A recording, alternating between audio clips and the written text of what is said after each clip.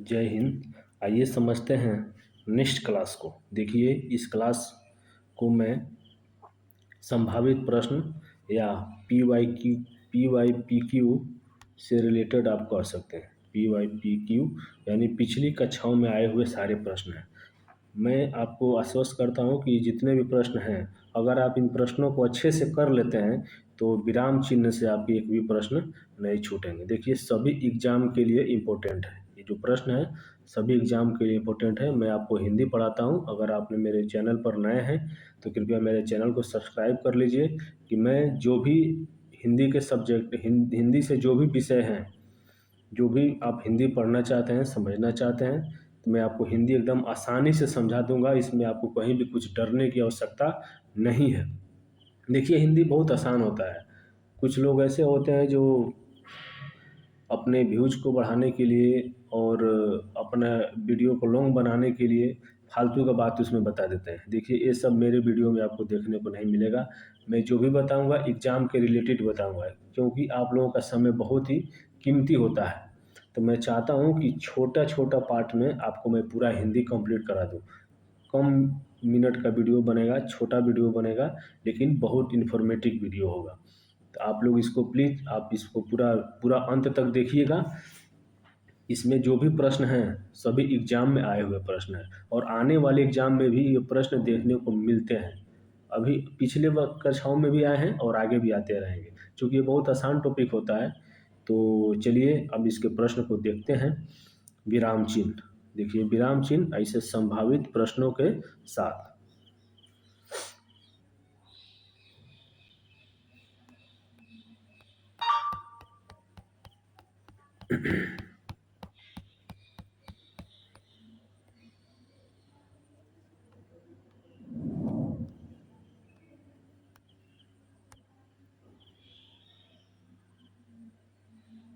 तो चलिए देखिए। देखिए, एग्जाम में आए हुए प्रश्न। प्रश्न नंबर पहला। देखिए, प्रश्न नंबर पहला, मुझे बाहर जाना है, रेखांकित चिन्ह को पहचानिए। मुझे बाहर जाना है, रेखांकित चिन्ह को पहचानिए। यानी जो यहाँ पे लगा हुआ है इसमें पूछ रहा है कि ये जो है कौन सा चिन्ह है। पूर्ण विराम है, प्रश्नवाचक चिन्ह है, अल्प विराम है, इलाहो चिन्ह है।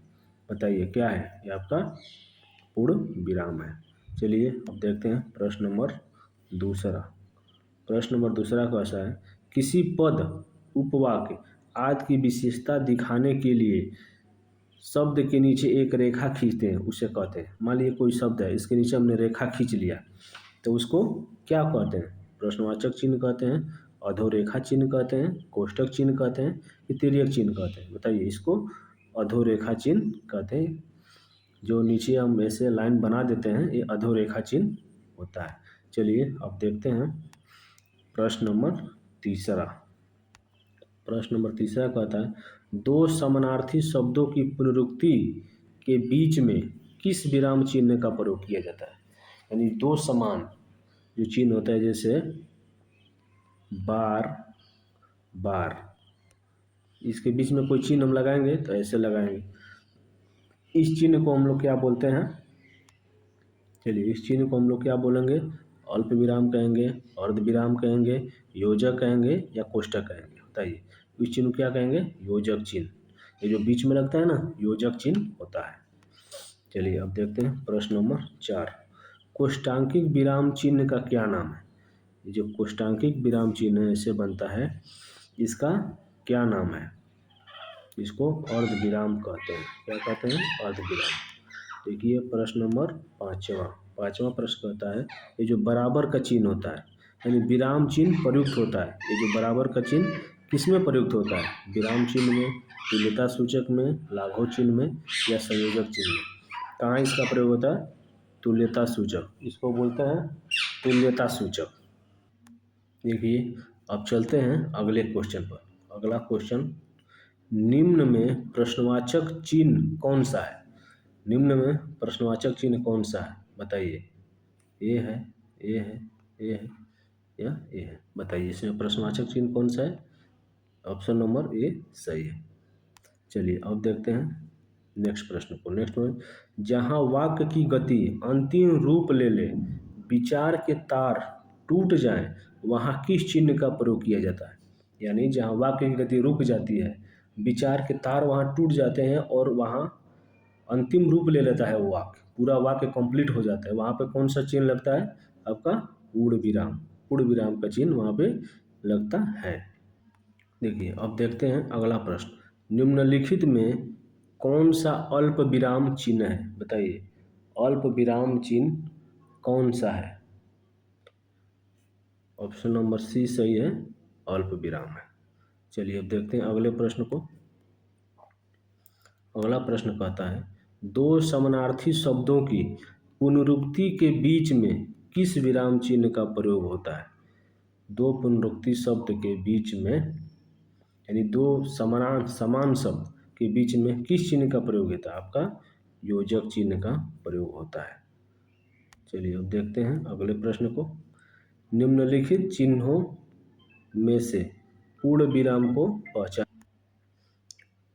चलिए बताइए, निम्नलिखित चिन्हों में से पूर्ण विराम को पहचानिए।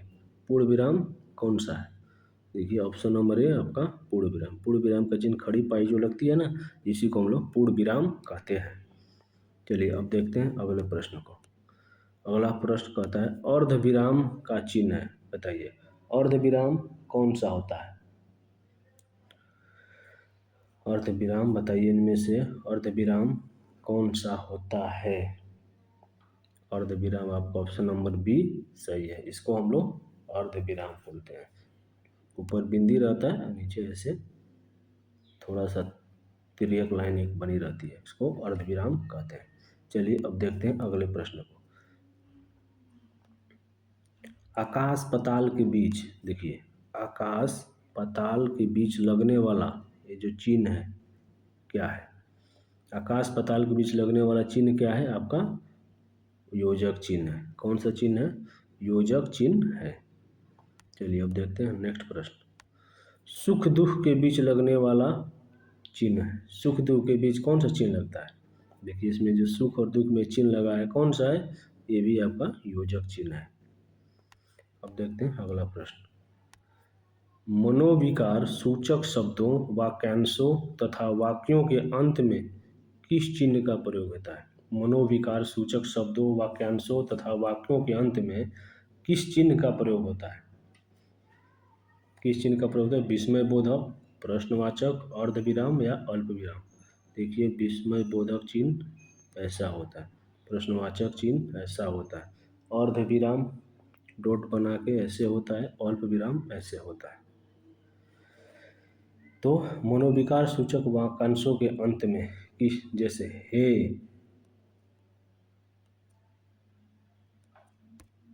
हे राम, अरे इधर आओ, ये सब होता है ना, तो इसमें कौन सा वाक्य लगता है, मतलब कौन सा चिन्ह लगता है? विस्मय बोधक चिन्ह का प्रयोग किया जाता है। चलिए अब देखते हैं अगले प्रश्न। अगला प्रश्न, जब वाक्य के मध्य में कोई शब्द या पद छूट जाता है तब उसे पूरा करने के लिए उस स्थान पर कौन सा विराम चिन्ह लगाकर उसके ऊपर लिखा जाता है? बताइए, अगर कोई वाक्य को लिखते हैं और बीच में छूट जाता है तो हम लोग ऐसे लगा के और उसको छूटे हुए भाग को ऊपर लिख देते हैं, तो उसको क्या बोलते हैं? अर्धपूर्ण सूचक विराम, अर्ध विराम, अल्प विराम कि हंसपद विराम चिन्ह? इसको क्या बोलते हैं? हंसपद विराम चिन्ह। देखिए यही होता है हंसपद विराम चिन्ह। चलिए अब देखते हैं अगले प्रश्न। देखिए विराम का क्या अर्थ है? वीवीआई प्रश्न है, आप इसको हल्के में मत लीजिएगा, एग्जाम में पूछा हुआ प्रश्न है। विराम का क्या अर्थ है? विराम का अर्थ क्या होता है? चलना, ठहरना या रुकना, बिछुड़ना या स्वर? बताइए विराम का क्या अर्थ होता है? विराम का अर्थ होता है ठहरना या रुकना। चलिए देखते हैं अगले प्रश्न को। श्री कामता प्रसाद गुरु जी के अनुसार विराम चिन्हों को किस भाषा से लिया हुआ माना जाता है? देखिए कामता प्रसाद गुरु जी ने विराम चिन्हों को किस भाषा से लिया हुआ माना है? अरबी से, अंग्रेजी से, फ्रेंच से कि चीनी से? बताइए किससे? ऑप्शन नंबर बी अंग्रेजी से। अंग्रेजी से उन्होंने माना है इसको। चलिए अब देखते हैं अगले प्रश्न। अगला प्रश्न कहता है, श्री कामता प्रसाद जी के अनुसार विराम चिन्हों की संख्या कितनी है? बताइए, कामता प्रसाद जी के अनुसार विराम चिन्हों की संख्या कितनी है? 20 है। टोटल कितनी है? 20। तो देखिए इस तरह से हमने एग्जाम में आए हुए प्रश्नों को, सभी प्रश्नों को लगभग कंप्लीट कर लिया है। इसको अच्छे से आप लोग रिवीजन कर लीजिए। फिर आई होप अपने इस प्रश्न को अच्छे से लगाया होगा। तो चलिए मिलते हैं एक अगले वीडियो में, अगला टॉपिक में। आप कमेंट करके बताइएगा कि अगला टॉपिक कौन सा पढ़ा है। वैसे तो हम इसका सीरीज एक चला ही रहे हैं, तो जो भी सीरीज है वो सब बन चुके हैं। धीरे धीरे मैं वीडियो आपको प्रोवाइड करता हूँ।